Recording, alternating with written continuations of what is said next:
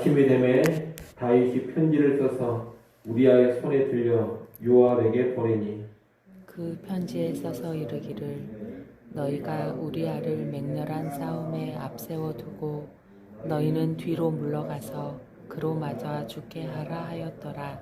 요압이 그 성을 살펴 용사들이 있는 것을 아는 그곳에 우리아를 두니 그 성 사람들이 나와서 요압과 더불어 싸울 때에 다윗의 부하 중 몇 사람이 엎드러지고 햇사람 우리아도 죽으니라. 요압이 사람을 보내 그 전쟁의 모든 일을 다윗에게 보고할세 그 전령에게 명령하여 이르되 전쟁의 모든 일을 내가 왕께 보고하기를 마친 후에 혹시 왕이 노하여 내게 말씀하기를 너희가 어찌하여 성에 그처럼 가까이 가서 싸웠느냐 그들이 성 위에서 쏠 줄을 알지 못하였느냐 여룹베셋의 아들 아비멜렉을 쳐 죽인 자가 누구냐 여인 하나가 성에서 맷돌 윗짝을 그 위에 던짐에 그가 데베스에서 죽지 아니하였느냐 어찌하여 성에 가까이 갔더냐 하시거든 내가 말하기를 왕의 종 햇사람 우리아도 죽었나이다 하라.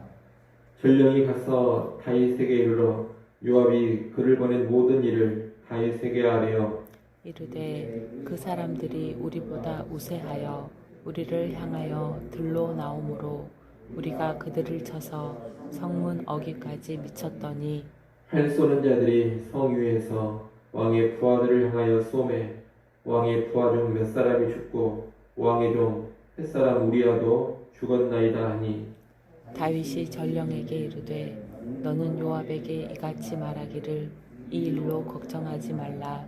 칼은 이 사람이나 저 사람이나 삼키느니라.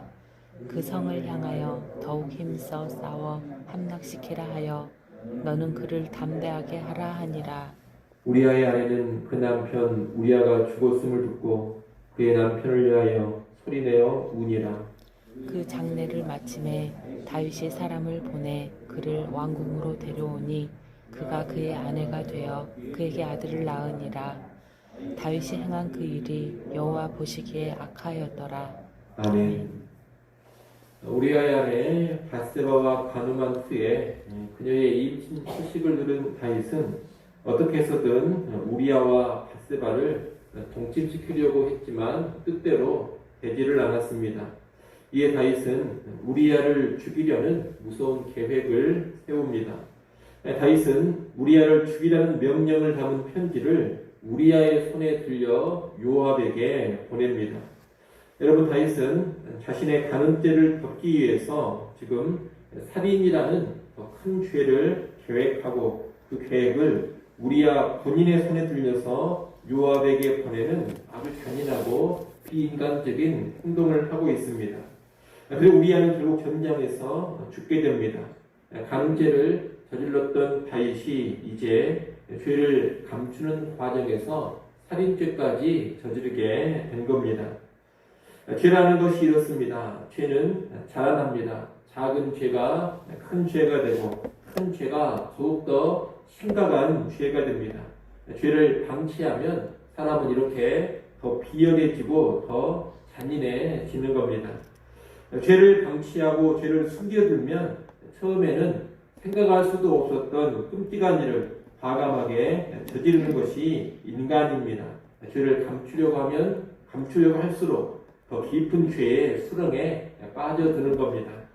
그래서 사람에게는 회개가 필요합니다. 회개하고 죄를 버려야지만 죄가 더 자라지 않고 죄가 더 심각해지지 않습니다.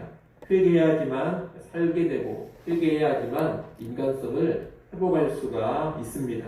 이를 꼭 기억하시고 혹시라도 우리가 범죄했다면 결코 은폐의 길로 가지 마시고 회개의 길로 나아가시기를 소원합니다. 우리는 오늘 본문에서 이 다윗의 살인 계획을 충실히 이행하고 있는 요압도 가볍게 봐서는 안 되겠습니다. 이 요압은 다윗 편에 서 있지만 온전한 충신은 아닙니다.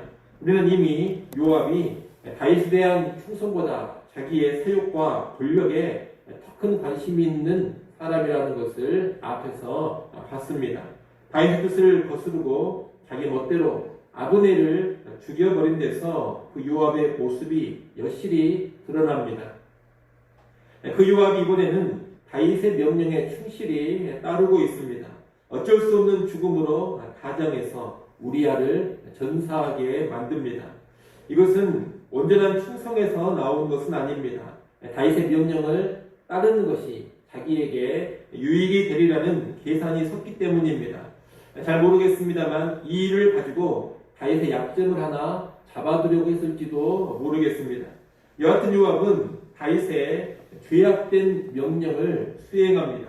그리고 이 과정에서 우리야만 죽인 것이 아니라 다윗의 다른 부하 몇 사람도 희생을 시킵니다. 이미 아브넬을 부당하게 죽여서 살인죄를 저질렀던 요압이 다윗의 음모에 동참하면서 또 다른 살인죄를 더 저지르고 있는 겁니다. 이 요압은 자기 이익을 위해서 악한 음모에 동참하는 자라 그렇게 볼 수가 있겠습니다. 악한 죄는 종종 이렇게 동조하고 협력하는 자들, 악한 하수인들에 의해서 저질러지곤 합니다. 지금도 이 시대를 보면 악한 죄, 악한 음모에 동조하고 협력하는 그런 사람들이 있습니다. 힘을 가진 자들의 하수인이 되어서 악을 실행하는 자들이 있다는 겁니다. 우리 성도들은 그런 자가 되지 않도록 깨어 있어야 하겠습니다. 때로 악을 지적하고 악에 저항하는 것, 부당한 명령을 따르지 않는 것이 우리에게 커다란 손해를 가져다 줄 수도 있습니다. 그래도 하나님을 경외하며 하나님의 계명을 앞세우는 성도라면 그런 손해를 감수하더라도 부당한 명령에 따르지 않고 악에 저항할 수 있는 그런 사람이 되어야 합니다. 악한 인간의 하수인이 되기보다는 거룩하신 하나님 앞에 충성스러운 사람이 되어야 하는 겁니다. 우리가 그런 사람이 될 때 세상의 악한 죄가 멈춰지게 되고 억울한 피해자들이 생겨나지 않습니다. 그리고 이 땅에 하나님의 정의와 평화가 더 온전히 구현되어져 가는 겁니다. 우리가 성도로서 꼭 그런 삶을 살아가시기를 바랍니다. 다윗의 악랄한 살인계획과 그 음모에 동조한 하수인 요압에 의해서 우리아는 죽었습니다. 그리고 이 우리아의 죽음과 연관해 전투에 패배가 있었습니다. 이 전투는 우리아를 죽이기 위한 목적으로 벌어진 무리한 전투였고 이해가 가지 않는 전투였습니다. 다윗은 이 전투의 패배를 보고 갖고서 전쟁에서 사람이 죽는 일은 늘상 있는 일이니 크게 신경을 쓰지 말라 이런 식으로 답합니다. 그리고 태연하게 더욱 힘써 싸워서 성을 함락시키라고 합니다. 이를 보면 다윗에게는 전혀 죄의식이 없습니다. 우리아의 죽음은 물론이거니와 같이 죽은 자기의 부하들에게도 전혀 미안해하지 않습니다. 실로 뻔뻔한 인간이 되어버린 겁니다. 이어 다윗은 밧세바가 남편의 장례를 치르자마자 즉시 왕궁으로 데려와 자기 아내로 취합니다. 밧세바가 임신을 한 상태였기 때문에 시간을 조금이라도 지체해서는 안 되었기 때문입니다. 이런 다윗의 내막을 모르는 사람들이 볼 때는 죽은 부하의 아내를 자기 부인으로 삼아서 최선을 다해 돌보아 주는 것으로 보입니다. 고대에는 남편이 없는 것이 아주 커다란 불행이었기 때문에 남편이 없는 여인을 아내로 맞이한다는 것은 그 여인에 대한 커다란 인자와 자비를 베풀어 주는 그런 겁니다. 다른 사람이 볼 때는 다윗이 그런 왕으로 보이는 겁니다. 아주 인자한 왕으로 보인다는 겁니다. 이렇게 해서 다윗의 죄가 완전히 은폐됩니다. 다윗은 자기의 간음죄를 숨기면서 자기의 명예를 잘 지켜냈습니다. 오히려 좋은 왕, 인자한 왕이라는 그런 평판까지 사람들로부터 얻게 됩니다. 더욱이 자기가 좋아하는 아름다운 여인을 아내로까지 삼게 되었습니다. 그리고 아내가 된 밧세바가 낳은 아들까지 얻게 됩니다. 일이 잘 돼도 이렇게 잘 될 수가 없습니다. 모든 것이 완벽했고 다윗은 너무나 만족스러웠을 겁니다. 하지만 오늘 본문의 맨 마지막은 이 모든 것을 두 눈 부릅뜨고 계신 분이 있음을 알게 해줍니다. 여러분 27절 맨 마지막 문장을 한번 보십시오. 그 마지막 문장을 보면 다윗이 행한 그 일이 여호와 보시기에 악하였더라 이렇게 되어 있습니다. 하나님은 다윗이 행한 모든 일을 보고 계셨고 그 일은 하나님 보시기에 악했다는 겁니다. 다윗은 아무도 모르게 성공적으로 위기를 넘겼다 그렇게 생각을 했지만 그것은 다윗의 착각입니다. 누가 보고 계셨느냐? 하나님이 보고 계셨습니다. 그리고 하나님은 다윗이 지은 죄를 악하다 말씀하시면서 이 다윗의 죄에 대한 징벌을 준비해 가십니다. 그 혹독한 징벌이 이제 12장에서부터 펼쳐져 갈 것입니다.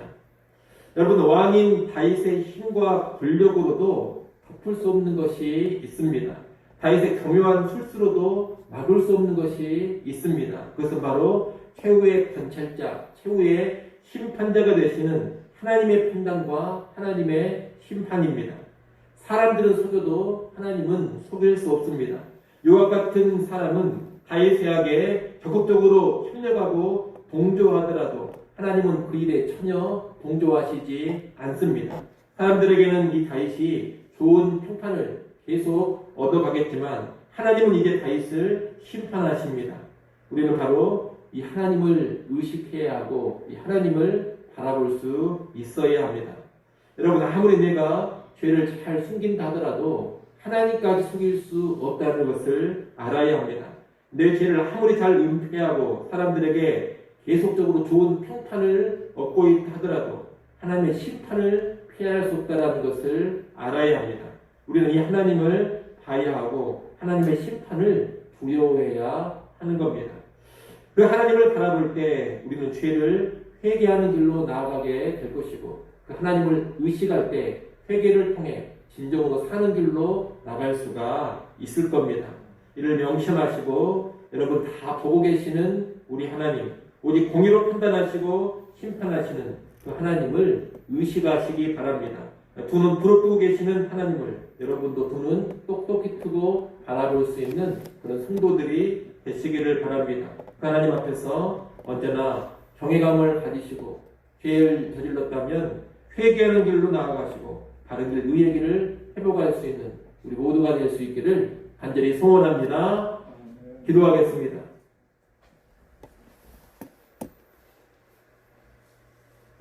하나님 아버지, 다윗처럼 죄를 은폐하며 죄를 더욱더 키워가는 그런 어리석은 자 되지 않게 하여 주시옵소서. 또한 죄에 동조하는 사람, 악한 음모에 협력하는 악인의 하수인이 되지 않게 하여 주시옵소서. 오히려 모든 것을 아시며 심판하시는 하나님을 늘 바라보고 하나님을 의식하며 하나님은 두려운 줄 알고 살아가는 성도들 되게 하여 주시옵소서. 죄를 저질렀다면 은폐하는 자 되지 않게 하시고 언제나 회개하는 자가 되어서 하나님 앞에서 사는 길로 나아가게 하여 주옵소서. 이 시간 하나님 앞에 나와 다시금 엎드려 간구합니다. 간구하는 주 백성들 긍휼히 여기시고 이 새벽 시간 도와주시고 때를 따라 돕는 은혜를 허락하여 주시옵소서. 오늘 하루도 주님과 긴밀히 동행하게 하시고 우리의 걸음 하나하나가 하나님의 말씀 따라 움직여져 가게 하여 주옵소서. 예수님의 이름으로 기도드리옵나이다. 아멘.